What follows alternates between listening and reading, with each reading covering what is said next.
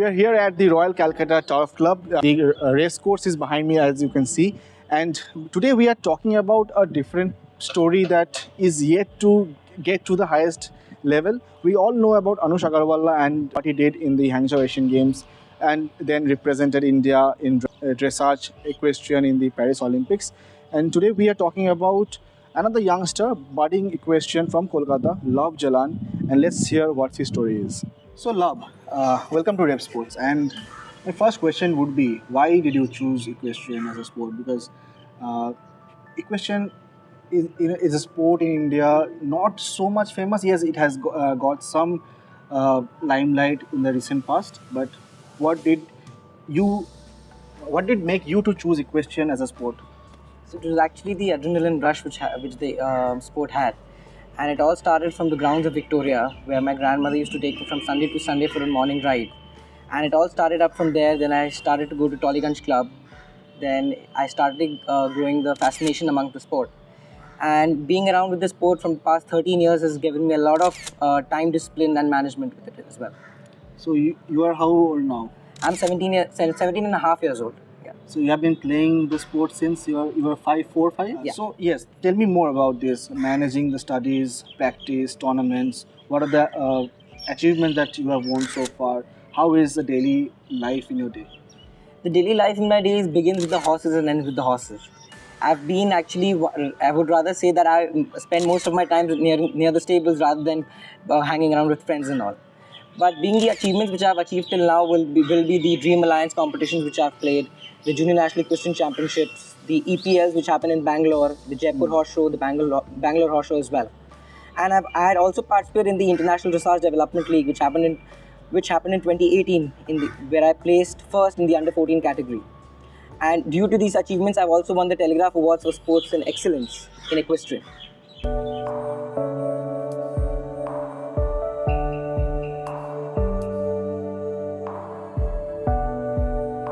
So Labbh, coming to my next question, I just want to understand the sport better. Okay, so if I ask you to explain the sport in layman's terms, what are the basic requirements? What are the basic rules? What are the different types of competitions in equestrian? How would you do that? In the term of layman's term, I would say that it's one of the most hardworking, exciting, and an adrenaline rush sport for sure. And it's one of the most dangerous as well because you're trusting on another animal which you don't know. And if he has any pain in his body, he won't be able to say that as well. And there are three types of competitions in equestrian, which are the dressage, the cross country, and the show jumping. I'm a professional show jumper. I was into dressage as well because they say that if you want to be a show jumper, you need to be good in dressage as it teaches you calmness. But after one point of time, I had only one option to choose, that if I can be only in one field. So what are the basic differences between these three formats? Dressage is basically one of the most, you have to have discipline with the horse. You need to show the judges that you have control over the horse and the horse dances to your tunes. And you have to show that what you can do with the horse, be it pilaf or be it the canter. Coming to the next one, the requirements, basic requirements of the sport. Obviously, we can see you need a horse, but there are a lot more things added to that. Just explain the whole process. See, having a horse in India is it can be easy, but actually you need a lot of coaches and the infrastructure with India is lacking with. Being in India, we have a long way to go for equestrian because we don't have the infrastructure, the trained coaches, and I would say we don't have the good horses as well. Mostly in India, the horses are mostly from the race course, especially in Calcutta. For show jumpers, we need warm bloods which are foreign, which come from foreign. So yeah, that's so. What are the main countries the horses come from? They're mostly from Ireland, Germany, Europe, and the UAE.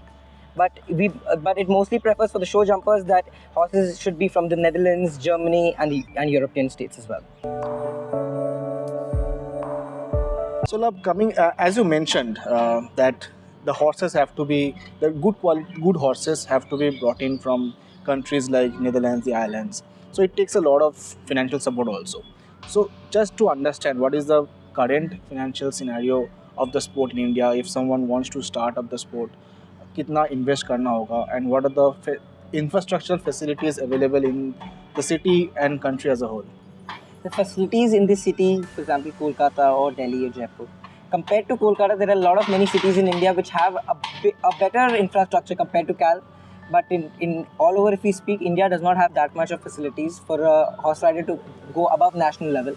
And especially like if we are not supported by the corporate culture, then India won't be getting more medals in the Asians or the Olympics as well. So just to understand the financial structure of the sport, कितना चाहिए होगा? In basic terms, कितना?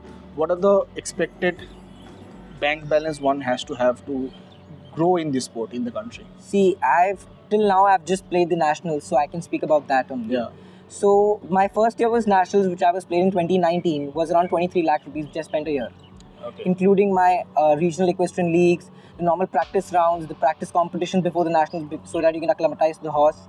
And last year I spent around 50 lakh rupees, which was where I just got a team bronze. Yeah. Compared to with everyone, which was a bit difficult still to get, because going into that arena, staying with people looking at you, so it gets you a bit conscious, but still it charges a bomb. So you gave me a figure, 50 lakhs, which is a humongous sum. Okay. So just break it down for me. 50 lakhs कहाँ का खर्चा हुआ? 50 lakh was, I wouldn't say it was spent in a year. It was spent in 8 months in total. Okay. So, for example, like in Calcutta, there are not a lot of opportunities for a national level rider to qualify. So you need to travel to Bangalore, Jaipur, or Delhi, or maybe in the south. So what I went to Bangalore to one of the greatest coaches in India, and his stables was named the United Riders Barn. Okay. And traveling from here to there was at least it requires airfare, hotel, and as I don't have a house there, so you need to rent a flat as well. So moving along, then you need to lease a horse for the competitions, which is around 75 to 85,000 per round. Okay. And 1 or 2 rounds doesn't make a difference till you don't get acclimatized to the horse. So you at least need 4 to 5 rounds per month with the horse, so that you know how the horse behaves in a course with you. And many times it has also happened that I fell off the horse during the competition, just before the competition. So yeah, it's an experience which each and everyone should have.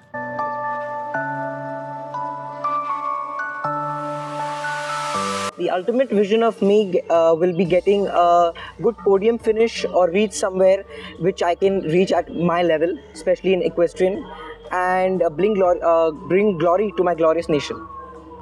Well, love, it was a lovely chat talking to you, and we hope that you achieve all your dreams and the sport as a whole grows in the country, and we can celebrate you on the biggest podium possible. For sure, waiting for that moment.